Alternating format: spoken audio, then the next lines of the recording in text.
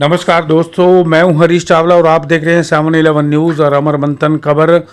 तस्वीरें तरावड़ी के निकटवर्ती गांव गालिब खेड़ी की और आयुष राइस मिल में आज भाजपा के प्रत्याशी भगवान दास कबीरपंथी का अभूतपूर्व स्वागत किया गया और वहां उन्हें लड्डुओं से भी तोला गया। बड़ी बात यह थी कि वहां पर तरावड़ी के साथ साथ कई राइस मिलर्स वहाँ मौजूद थे, आड़ती मौजूद थे, उद्योगपति मौजूद थे, व्यापारी मौजूद थे, जिन्होंने दिल खोलकर भारतीय जनता पार्टी के प्रत्याशी भगवान दास कबीरपंथी का अभूतपूर्व और जोरदार स्वागत किया। इस अवसर पर उन्हें फूल मालाओं से लादा गया, उनकी आवाभगत की गई और लोगों ने आश्वासन दिया कि प्रत्येक व्यापारी, राइस मिलर्स और तरावड़ी का बच्चा बच्चा भगवान दास कबीरपंथी के साथ है। इसके बाद भगवान दास कबीरपंथी ने संबोधित किया। इससे पहले आज भगवान दास कबीरपंथी ने भारी बारिश के बावजूद नीलोखेड़ी की गोल मार्केट में अपने भाजपा कार्यालय का उद्घाटन किया।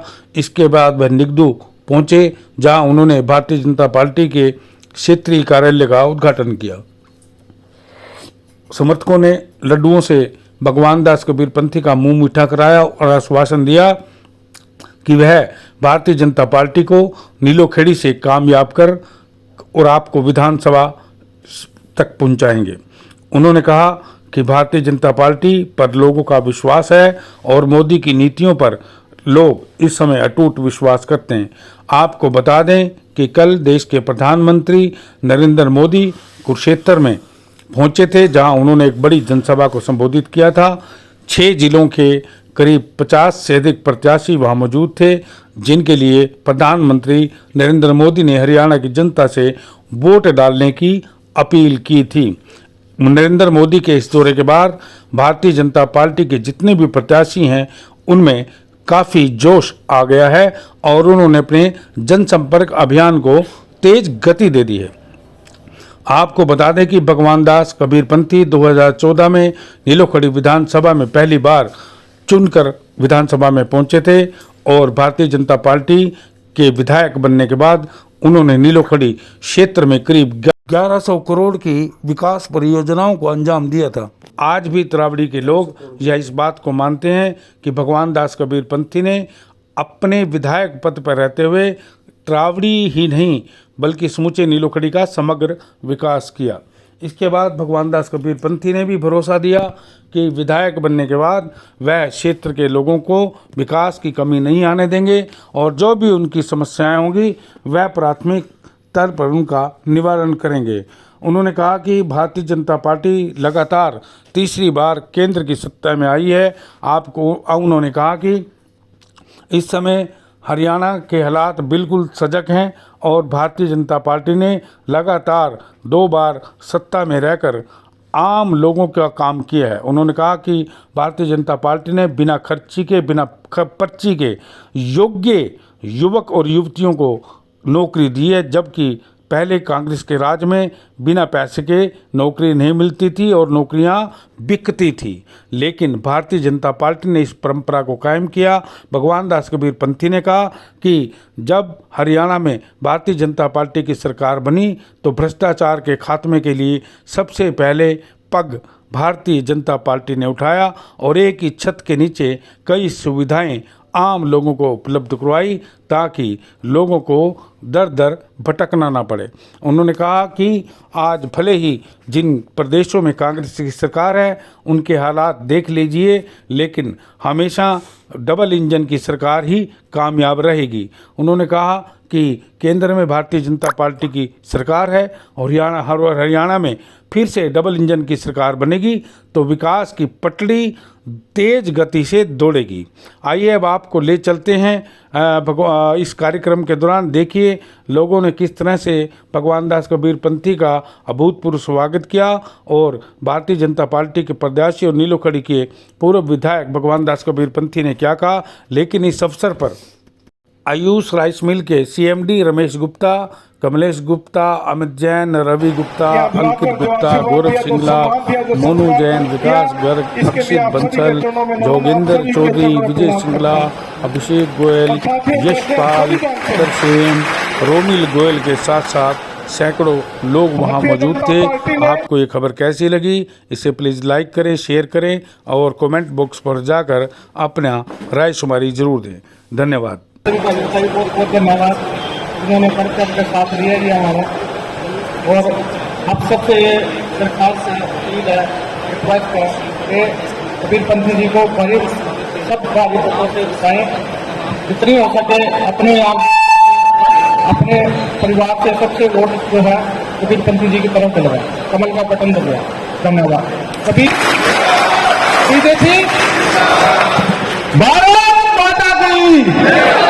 जब भाई कबीरपंथी जी विधायक थे और पिछले 5 साल दूसरे विधायक के भी देखे, और आप संग में तुलना कर सकते हैं कि किस कार्यकाल में आपके काम हुए हैं। उनको देखते हुए मैं आप सभी से कहता हूँ, यही अपील करूंगा कि ज़्यादा से ज़्यादा हरी मतों से भाई भगवान दास कबीरपंथी को बनाओ, ताकि ये आपके हल्के का विकास करे। आपकी जरूरत जब भी जरूरत हो आपके साथ खड़े हों। भारत माता की। आज के इस मेरे बुजुर्गों, साथियों, माताओं, बहनों, मैं सबसे पहले तो आदरणीय गुप्ता जी का बहुत बहुत आभार व्यक्त करता हूँ, धन्यवाद करता हूँ।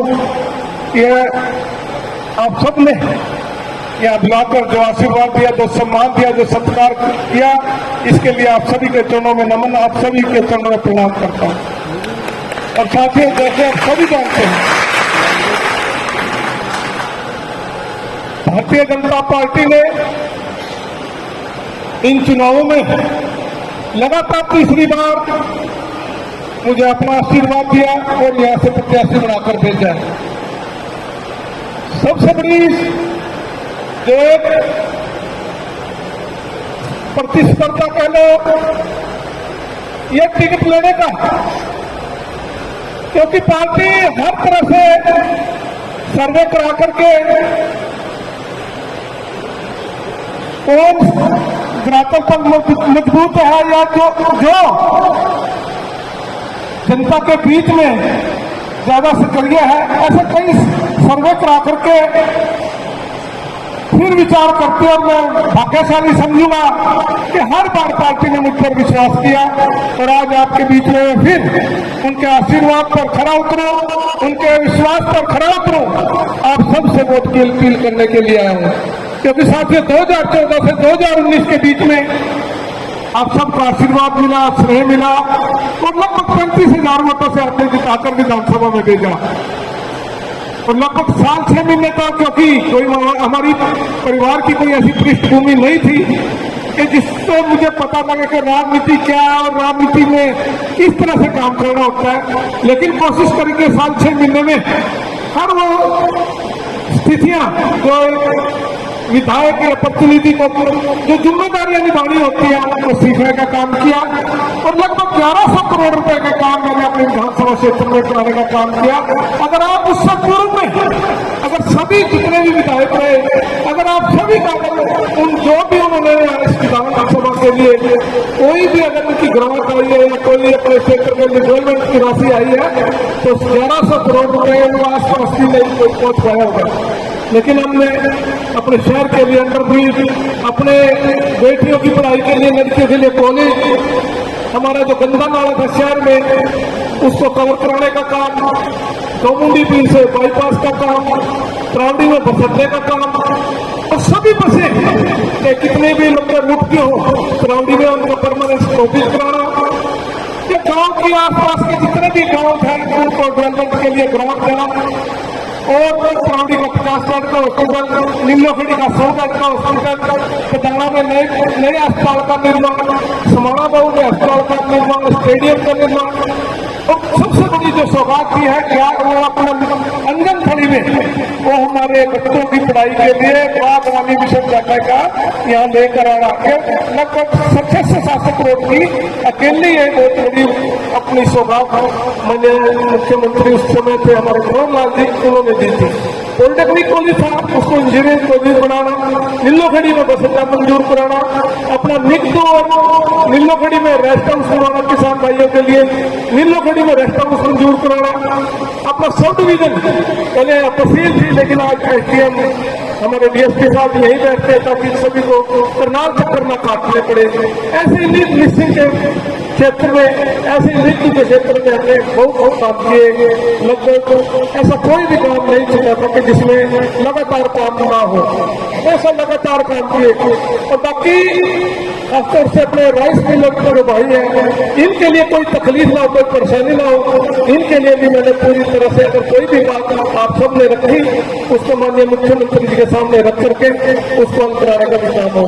एक बार सबने पता कि हनुमान राइस मिल में टीम आई थी, बार बार परेशान कर रही थी, लेकिन उस टीम को रोक करके हमने, कोई भी अधिकारी वही रोक रहे थे कि अब आपने या तो बताओ कि किस कारण से आप इन राइस मिलों में सुबह 4 बजे आकर कोई सो रहे थे, आप घंटियां बजाते हुटर बजाते हुए आ रहे हैं, कोई तो कारण होगा। सरकार ने आपको आदेश दिया, उस समय हमको अच्छी तरह समझा करके, लेकिन उसके बाद पूरे हरियाणा में इस तरह की कोई कार्रवाई नहीं और पूरी ईमानदारी से आपके बीच में रहकर कार्य किया। लेकिन साथियों 2019 और 2024 के बीच में पता नहीं क्या सेंचुरी में कोई कमी रही है, कोई ऐसी कोई बात हो गई कि लगभग 2200 वोटों से चुनाव हार गए और सरकार हमारी बनी, लेकिन विधायक यहाँ से हमने हमारे यहाँ से बना और 5 साल उन्होंने जो अपने क्षेत्र के लिए किया वो भी आपके सामने है।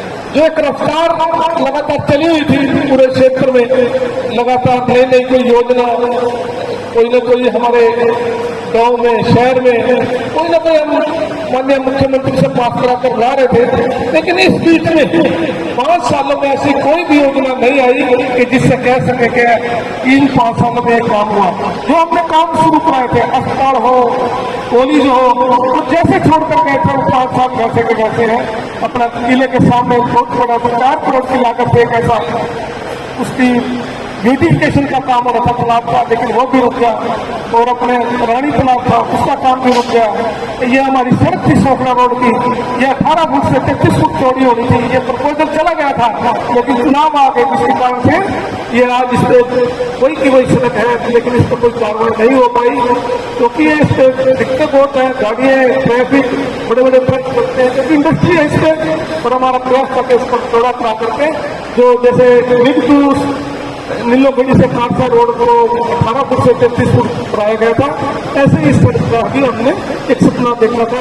हमारा एक और रेलवे और ब्रिज लेलानी रोड से सीताजी की रोड पर एक प्रपोजल ये भी था, किसी कारण से वो भी चुनाव में ये 2200 की जो दिक्कत आई थी 2200 वोट की, उसकी वजह से वो प्रपोजल भी बीच में लटक कर रह गया। ऐसे बहुत से काम थे, लेकिन साथियों में आप सबसे आज अपील करने के लिए आया कि अगर मेरी तरफ से अगर कोई गलती आज भी है, अगर लगता है कि मैं कोई ना कोई बुरा काम, ऐसा कोई गलत काम किया, लेकिन मैं साबित करता हूँ कि 1 रुपये का किसी की चाय पीने का काम नहीं किया। काम किसी का भी हो, अपनी गाड़ी से और अपने आप पहले अंदर ब्रिज के लिए मैंने बेंगलोर चक्कर काटने पड़े हो मिनिस्टर के पास या दिल्ली में जाना पड़े हो, कभी भी कोई परेशान नहीं किया, अपने तरफ से प्रयास करते रहे। ऐसे ही अगर कोई गलती है उसके लिए मैं माफी मांगता हूँ और आप सबसे प्रार्थना करूंगा कि अपने क्षेत्र के विकास के लिए इस भाई बेटे को अपना आशीर्वाद दें।